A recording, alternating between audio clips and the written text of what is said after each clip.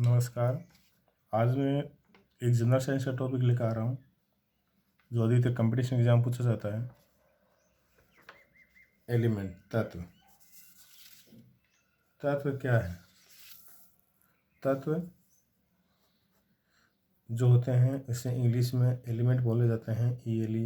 विज्ञान में जितने भी फॉर्मूले वगैरह होते हैं, जो भी पदार्थ होते हैं, इसी से मिलकर बने होते हैं। दूसरी बात यह है कि कंपटीशन एग्जाम में एक या दो क्वेश्चन तो इससे आता ही है, एक क्वेश्चन तो लगभग आता ही है। इसके बारे में पढ़ने से पहले हम पढ़ेंगे पदार्थ। पदार्थ क्या है? पदार्थ को दूसरी भाषा में द्रव्य भी कहा जाता है। द्रव्य, ठीक है। द्रव्य जो होता है अलग होता है, द्रव्य अलग होता है, ये ध्यान रखना। द्रव्य ये लिक्विड अवस्था है, द्रव्य ये मैटर है, वस्तु से छोटे कणों से मिलकर बना होता है। जैसे मान लीजिए कह सकते हैं सिंपल भाषा में, जो वस्तु स्थान गिरती है, यानी जैसे टेबल है, कुर्सी है, पत्थर है, ईंट है, जो भी है स्थान गिरती हैं, जिसमें द्रव्यमान होता है, यानी जिसमें भार होता है, जिसे हम ज्ञानेंद्र द्वारा महसूस कर सकते हैं। ज्ञानेंद्र होती है हमारे, जैसे आँख, नाक, कान, जीभ होती हैं, त्वचा होती है, 5 ज्ञानेंद्र होती हैं, इनके द्वारा इनको महसूस किया जा सकता है, वो पदार्थ कहलाते हैं। ठीक है। पदार्थ के अगर हम बात करते हैं, पदार्थ का रासायनिक वर्गीकरण, पदार्थ का अगर बात करते हैं, पदार्थ का रासायनिक वर्गीकरण जब किया जाता है, वर्गीकरण हम स्टेप बाय स्टेप देखेंगे, कंपटीशन एग्जाम क्वेश्चन कहीं से भी आ सकता है। तो ये 2 भागों में बांटा है इस रासायनिक वर्गीकरण को। 2 भाग, एक तो होता है प्योर, एक तो क्या होता है, प्योर होता है, यानी एक होता है शुद्ध होता है, दूसरा अशुद्ध होता है। ठीक है। वैज्ञानिक भाषा में शुद्ध और अशुद्ध, इनका थोड़ा अलग अर्थ होता है। शुद्ध होता है कोई पदार्थ जो होता है एक ही प्रकार के घटकों से मिलकर बना हो, घटक एक ही हो। जैसे लोहा है तो उसमें केवल लोहे के कण हो, जैसे सोना है तो उसमें केवल सोने के कण हो, जैसे चांदी है तो उसमें केवल चांदी कण, एक ही प्रकार का घटक हो, तो वो तो कहलाता है शुद्ध पदार्थ। वो जिसमें एक से अधिक प्रकार के घटक हो वो कहलाता है अशुद्ध कहलाता है। जैसे कैसे हो गया, जैसे मान लीजिए दूध की बात करते हैं, दूध शुद्ध है अशुद्ध है, तो हमारी भाषा में हम उसको शुद्ध कहते हैं, वैज्ञानिक भाषा में उसको अशुद्ध कहा जाता है। क्यों? क्योंकि दूध में क्या होता है, देखो पानी होता है, उसमें प्रोटीन होते हैं, उसमें फैट होती हैं, ये दूध में पदार्थ होते हैं। अन्य अलग अलग कण हो गए तो इसको क्या कहा जाता है, अशुद्ध कहा जाता है। शुद्ध पदार्थ होते हैं उसको फिर और 2 भागों में बांटते हैं। एक उसमें शुद्ध पदार्थ में एक तत्व होता है, दूसरा होता है यौगिक होता है। पदार्थ को फिर 2 भागों में बांटते हैं, एक तत्व होता है, एक क्या होता है, यौगिक होता है। ध्यान करना, ढंग से देखना। पदार्थ का रासायनिक वर्गीकरण 2 भाग, शुद्ध और अशुद्ध। शुद्ध को 2 भागों में बांटते हैं, तत्व हैं और यौगिक हैं। इन तत्वों को फिर 2 भागों में, 3 भागों में बांटते हैं। तत्व कौन कौन से होते हैं? तत्व मेटल्स, धातु भी होती है ना, ये धातु भी होती है। तत्व में कौन कौन से होते हैं? धातुएं होती हैं, ये धातुएं होती हैं और उपधातुएं होती है, जिसमें धातु ये धातु दोनों के गुण पाए जाते हैं, वो उपधातु कहलाती है। तत्व के 3 भाग हैं, धातु हैं, ये धातु हैं और उपधातु है। इसी प्रकार से यौगिक जो बनते हैं, एक से अधिक तत्व से बनते हैं, वो 2 प्रकार होते हैं। एक तो कार्बनिक यौगिक होता है जिसमें कार्बन की मात्रा होती है, और दूसरा अकार्बनिक यौगिक होता है। तो भी 2 प्रकार, इसको ध्यान रखना चाहिए। इस स्टेप में एक कार्बनिक यौगिक होता है जिसमें कार्बन की मात्रा नहीं होती। अशुद्ध पदार्थ होता है उसको हम मिश्रण बोलते हैं। क्या बोलते हैं उसको? मिश्रण कहा जाता है अशुद्ध पदार्थों के, मिश्रण। ठीक है ना। ये भी 2 प्रकार के होते हैं। अगर समान रूप से घुल गए हैं, है ना, जैसे मान लीजिए दूध में पानी डाला तो समान रूप से घुल गए, उसको समांगी कहते हैं। और विषमांगी, जिसमें दोनों पदार्थों के कण दिखाई देते हैं, समान रूप से नहीं घुलते हैं, वो विषमांगी कहलाते हैं। जैसे तेल और पानी, तेल और पानी, जैसे इसको दूध और जल कह सकते हैं, इसको तेल और पानी कह सकते हैं। ध्यान करना, ठीक है। तो पदार्थ जो होते हैं उसके 2 भाग हैं, शुद्ध और अशुद्ध होते हैं। शुद्ध में तत्व होता है, अशुद्ध में यौगिक होता है। तत्व में धातु, अधातु, उपधातु होते हैं। यौगिक में कार्बनिक एक कार्बनिक होता है। मिश्रण 2 प्रकार का होता है, सममांगी और विषमांगी। आज हम तत्व और तत्व की जो धातु अवस्था है उसका अध्ययन करेंगे आज के लेसन में। ये 2 चीज़ अध्ययन करेंगे, तत्व और धातु। तत्व है क्या? पहली बात, तत्व क्या, ध्यान करना। तत्व जो होता है ये क्या है?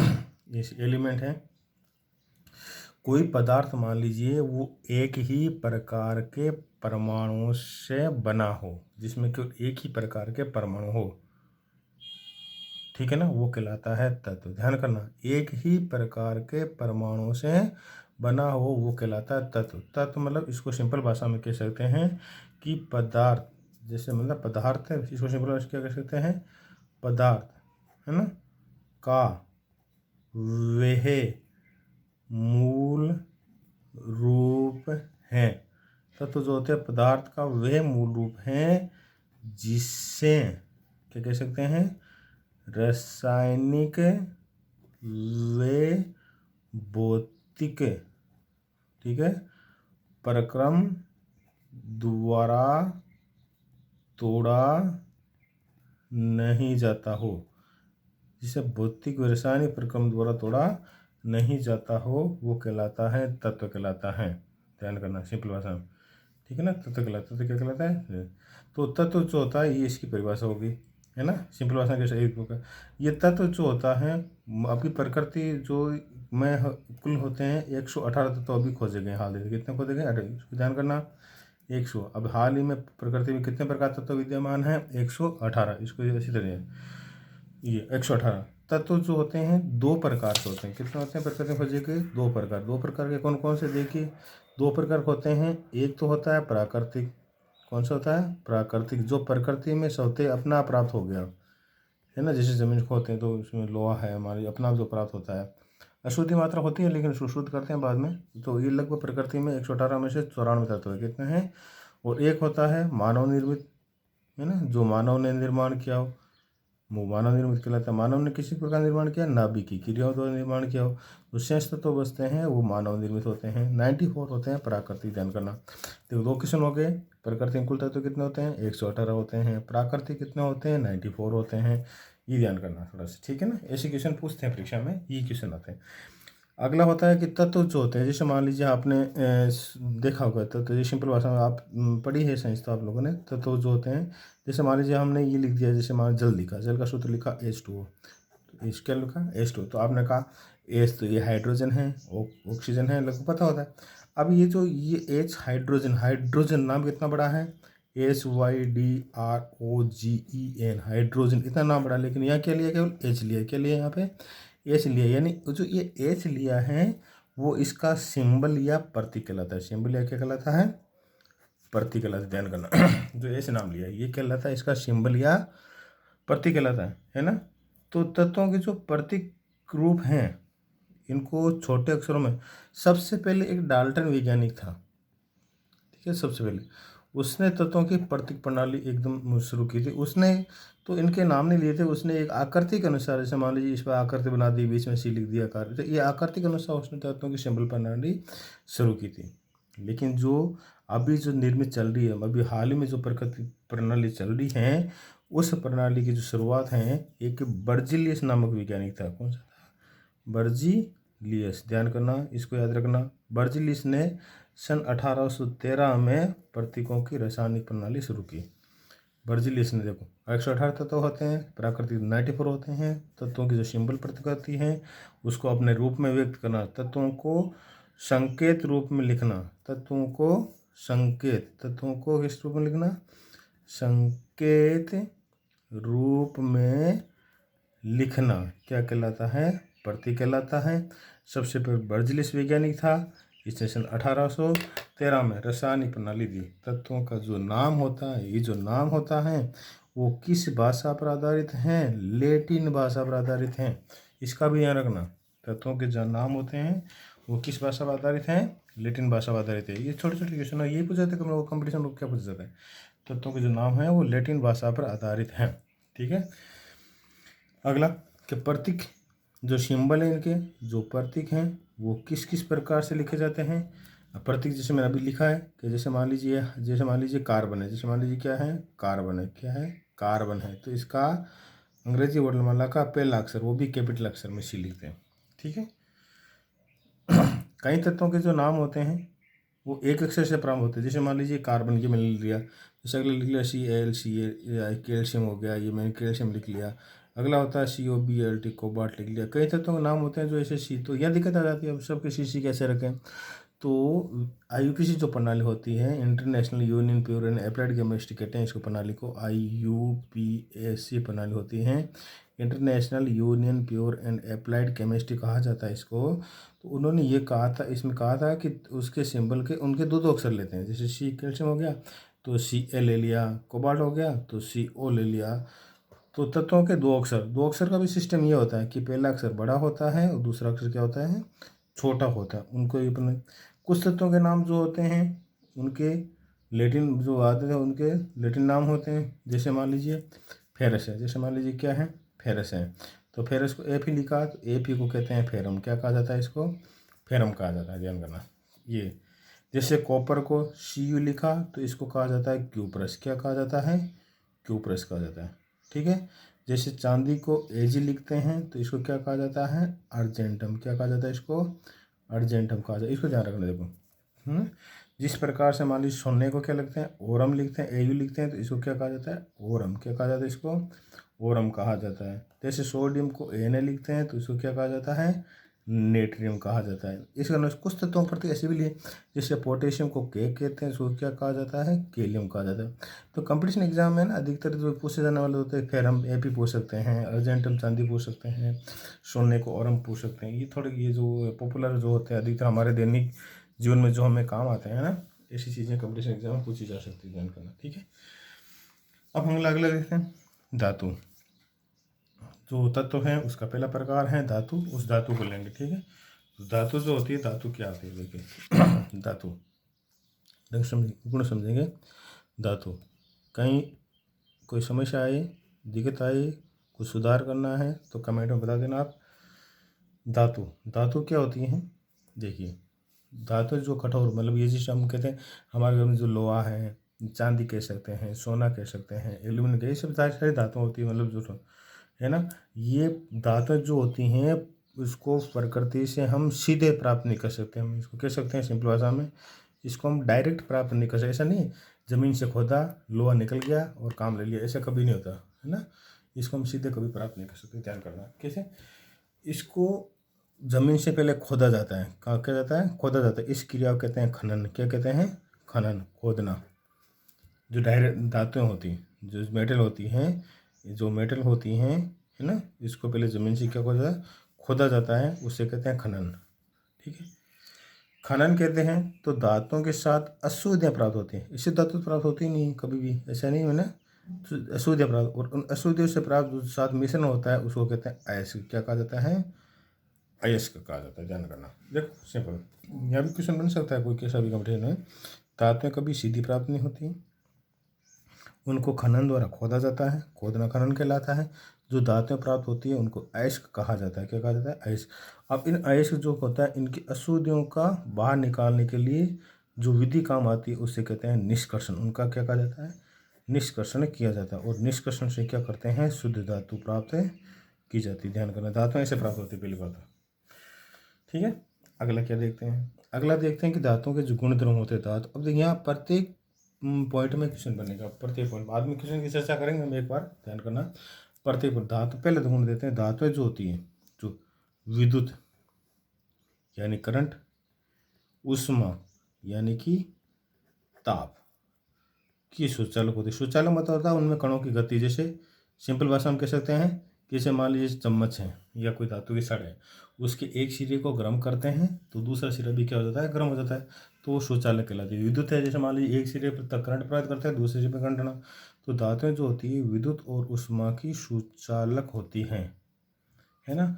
अब यहाँ क्वेश्चन कौन सा आने वाला है? कैसा प्रश्न क्वेश्चन आता है? प्रश्न क्वेश्चन ये आता है कि सबसे अधिक सुचालक धातु कौन सी है? विद्युत की भी पूछ सकते हैं और उष्मा की भी पूछ सकते हैं। सर्वाधिक सुचालक धातु कौन सी है?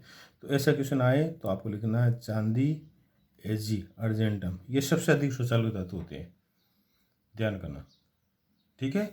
और दूसरी धातु का नाम आता है तो कॉपर आता है। जैसे हमारे तांबे, ये कॉपर के जो तार आते हैं, कोयला आते हैं, ये सबसे अधिक सुचालक होती है, आसानी धारा बहती है। और उसके बाद अगर नाम आता है तो ये एल्यूमिनियम आता है, जो आजकल अधिकतर जो मोटर वगैरह, सारे पंखे वगैरह आते हैं एल्यूमिनियम आते हैं, कॉपर, तो ये तो सारे जो होते हैं ना, तो इस प्रकार से इनका ये क्रम होता है। सबसे अधिक सुचालक धातु चांदी है, फिर कॉपर है, फिर एल्यूमिनियम है, ठीक है। तीन धातु बहुत है। दूसरा प्रश्न होता है धातु में जो गुण होता है वो आघात वर्धनीयता का गुण होता है। आघात वर्धनीयता, धातु में जो गुण होता है, कौन सा गुण होता है? आघात वर्धनीय। इसका मतलब क्या होता है? इसका मतलब ये होता है कि धातुओं को पीट पीट कर चादर बना सकते हैं, है ना। उसके क्या बना सकते हैं? चादर, धातुओं से। ये आघात वर्धनीय। अब सबसे अधिक आघात वर्धनीयता मैक्सिमम किसकी होती है, किसको आसानी से हम चादर बना सकते हैं? वो होता है सोना। किसका होता है? सोना। इसको कहते हैं, हम क्या कहते हैं, बता सकते हो?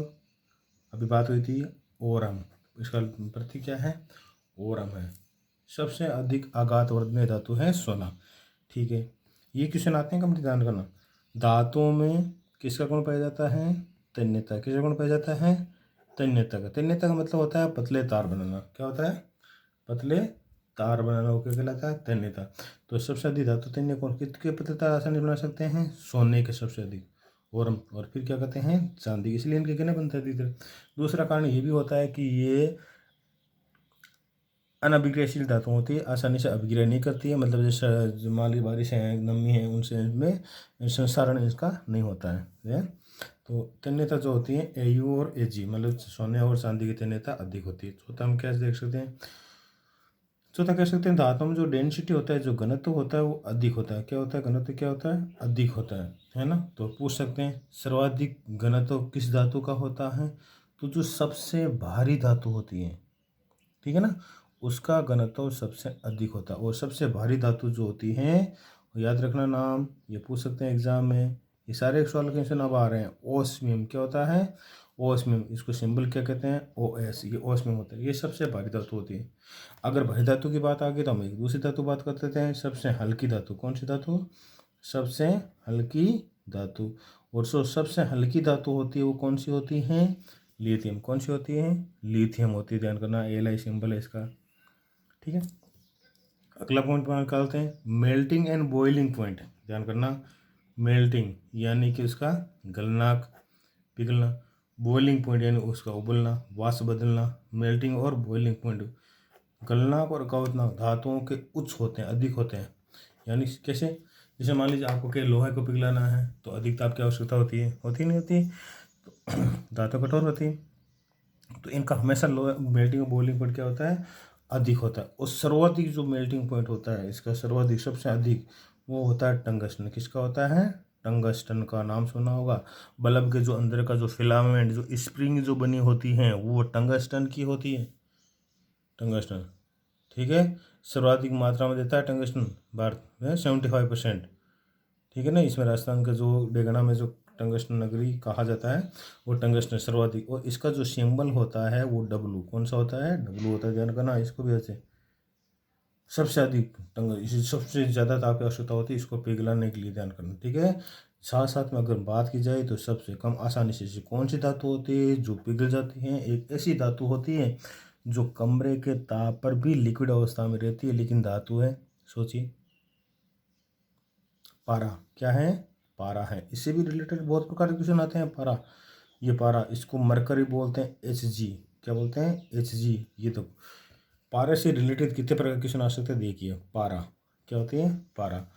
तो इससे रिलेटेड कौन कौन से क्वेश्चन आ सकते हैं, इसका पहला होता है सिंबल Hg। क्या होता है, सिंबल Hg। ये किससे बना है, लेटिन नाम होता है। ये बना होता है हाइग्रेजीरम। क्या नाम होता है, हाइग्रेजीरम। पहला तो ये होती है Hg का लेटिन नाम क्या है, हाइग्रेजीरम होता है। ठीक है, इसका उपयोग कहाँ होता है, इसका उपयोग होता है थर्मामीटर में। कहाँ होता है इसका उपयोग, थर्मामीटर। पूछूंगा बाद में, ध्यान करना, अभी तुमसे सुनना। इसको हम पारे को क्या कह सकते हैं, क्यूक सिल्वर की कहता है। क्यूक क्या कहते हैं इसको, क्या कह सकते हैं, क्यूक सिल्वर भी कहा जाता है। ध्यान करना, इसके ऐस का क्या नाम है, इसके ऐ का नाम क्या है, सिनेबार। क्या नाम इसका, सिनेबार कहा जाता है। देखो पैरासिटिलिटेशन, Hg इसका लेटिन सिंबल है, हाइग्रेजीरम इसका नाम होता है। इसको थर्मामीटर में उपयोग किया जाता है। इसको मरकरी भी कहते हैं। इसको क्या कहते हैं, मरकरी भी कहा जाता है। यह कमरे के ताप पर द्रव्य अवस्था में पाई जाती है। कमरे ताप कौन सी अवस्था पाई जाती है, द्रव्य अवस्था में पाई जाती है, याद रखेंगे। इसका एक्स क्या है, सिनेबार है। दूसरा, पारा जो होता है धातुओं के साथ क्रिया करके क्या बनाता है, अम्लगम बनाता है। ये भी ध्यान रखना, क्या बनाता है, अम्लगम। लेकिन ये फेरस के साथ क्रिया करके अम्लगम नहीं बनाता है। याद रह जाएगा ना, इतने क्वेश्चन आएंगे पारा से। Hg हाइड्रोजीरम थर्मामीटर उपयोग होता है। इसे क्यूक सिल्वर कहा जाता है। इसका एस्क जो होता है सिनेबार होता है। इसे मरकरी भी कहा जाता है। ये धातुओं के साथ क्रिया करके अम्लगम बनाता है। ये फिर इसके साथ क्रिया नहीं। ये क्यूक सिल्वर की एक बात आई तो एक और बात याद आ गई। कई बार पूछा गया है कि क्यूक लाइम किसे कहते हैं, क्यूक लाइम, ये सिल्वर है, लाइम, लाइम क्यों लाइम कहते हैं, कैल्शियम ऑक्साइड चूना पत्थर जो होता है ना। और इससे क्या बनता है, सीमेंट, क्या बनता है इससे, सीमेंट बनता है, ध्यान करना। ये क्यों लाइम कहलाता। और हाँ सीमेंट, इससे भी आ गए सीमेंट। सीमेंट की सबसे पहले खोज किसने की थी, सीमेंट निर्माण की, सीमेंट निर्माण सबसे पहले खोज की थी जोसेफ एस्पिन ने। पोर्टेबल सीमेंट प्राप्त किया था सबसे पहले जोसेफ एस्पिन ने सन 1824 में। जोसेफ एस्पिन ने सन 1824 में क्या कहा, सीमेंट की खोज की, ध्यान करना। 1824 में सीमेंट का निर्माण किया जोसेफ, ये भी याद रखा जोसेफ एस्पिन, है ना। कि स्लाइम कौन सा होता है, कैल्शियम ऑक्साइड, इससे क्या बनती है, सीमेंट बनती है। ठीक है। धातुओं से संबंधित गुण है धातु, धातु से संबंधित कुछ और, जैसे भू परपट्टी होती है, हमारी जमीन की ऊपरी सतह होती है भू परपट्टी, है ना। अब जब ये सारे क्वेश्चन बनते हैं, भू परपट्टी पर सर्वाधिक मात्रा में पाई जाने वाली धातु जो होती है वो कौन सी होती है, एल्यूमिनियम। कौन सी होती है, धातु, ये धातु है, सबसे अधिक भू परपट्टी पाई जाने धातु। अगर ये तो कन्फ्यूजन यहाँ पूछ ले, सबसे अधिक तत्व कौन सा पाया जाता है, धातु पाई जाती है तो आपको क्या करना है, एल्यूमिनियम। अगर तत्व पूछा जाता है आपको क्या करना है, ऑक्सीजन। क्या करना है आपको, ऑक्सीजन करना है। ये 49.9% पाया जाता है। तत्वों की अगर बात करते हैं तो ऑक्सीजन सबसे अधिक होता है, ऑक्सीजन के बाद में सिलिकॉन होता है, सिलिकॉन के बाद में एल्यूमिनियम होता है, एल्यूमिनियम के बाद में क्या होता है, फेरस होता है, फिर क्या होता है, कैल्शियम। ये तत्वों का क्रम होता है। धातु पूछे तो आपको क्या लिखना है, एल्यूमिनियम पूछना है। तत्व पूछे भू प्रॉपर्टी तो कौन सा लिखना है, ऑक्सीजन बताना है वहाँ पे। अगर पूछ ले वायुमंडल में सबसे अधिक गैस कौन सी पाई जाती है, तो सबको ध्यान में ये प्रश्न बार बार हम पढ़ते हैं, नाइट्रोजन गैस होती है जो 78% पाई जाती है। यहाँ पे कन्फ्यूजन नहीं, कन्फ्यूज होता है तो यहाँ होता है। अगर हम, हाँ ये एक नया विषय नहीं, ये बहुत कम पड़ा होगा कि हमारे शरीर में जो तत्व पाए जाते हैं सबसे अधिक मात्रा में कौन से होते हैं, तो सबसे अधिक मात्रा में जो होता है ऑक्सीजन। कौन सा होता है, ऑक्सीजन 65% होता है शरीर में। उसके बाद हमारे शरीर में कौन सा होता है, कार्बन होता है। उसके बाद हमारे शरीर में कौन सा होता है, हाइड्रोजन होता है। उसके बाद में कौन सा होता है, नाइट्रोजन होता है। ये हमारे शरीर में तत्व पाए जाते हैं, ऑक्सीजन, कार्बन, हाइड्रोजन, नाइट्रोजन। ठीक है, तो यहाँ से भी किसी प्रकार का क्वेश्चन, कोई कोई कैसा भी क्वेश्चन यहाँ से आ सकता है आपके, इसको भी ध्यान में रखना। अधिक कई बार पूछ लेते हैं, जो पौधे की जो पत्तियाँ होती है, पौधे की जो पत्तियाँ होती है उसमें कौन सा तत्व पाया जाता है या कौन सी धातु पाई जाती है। धातु की बात होती है तो उसमें कौन सा धातु पाई जाती है, मैग्नीशियम धातु पाई जाती है। ध्यान रखना, पौधे की पत्तियों में पाई जाने वाली धातु को क्या कहते हैं, मैग्नीशियम कहते हैं। ठीक है, कई बार पूछ लेते हैं अर्धचालक धातुएं कौन सी होती है, तो अर्धचालक धातुओं की अगर बात आती है तो अर्धचालक धातुएं अधिकतर जो नाम आता है 4-5 होती है, लेकिन जो आता है वो सिलिकॉन और जर्मेनियम होती है। सीढ़ी नुमा संरचना बनी होती है, एक और सारणी में पढ़ेंगे बाद में, और सारणी देखेंगे, उसमें एक सीढ़ी बनती है, उस सीढ़ी में जो धातु होती हैं वो अर्धचालक कहलाती हैं। लेकिन आपको सिलिकॉन और जर्मेनियम याद रखना है। सिंपल पूछ लेते हैं कि जो आवर्स 118 तत्व हैं उस 118 धातुएं कितनी होती है, तो धातुओं की अगर बात करते हैं तो टोटल धातु होती है 22। कितनी होती है, 22 होती है। कितनी होती है, 22 होती है, ये भी ध्यान रखना। 22 में जो होती है द्रव्य जो अवस्था, 3 अवस्था होती है, द्रव्य, ठोस, गैस। द्रव्य अवस्था में पाई जाती है वो एक धातु होती है। अभी हमने इसका अध्ययन किया था, पारा किया था, मरकरी, उसमें बहुत सारे क्वेश्चन होते हैं।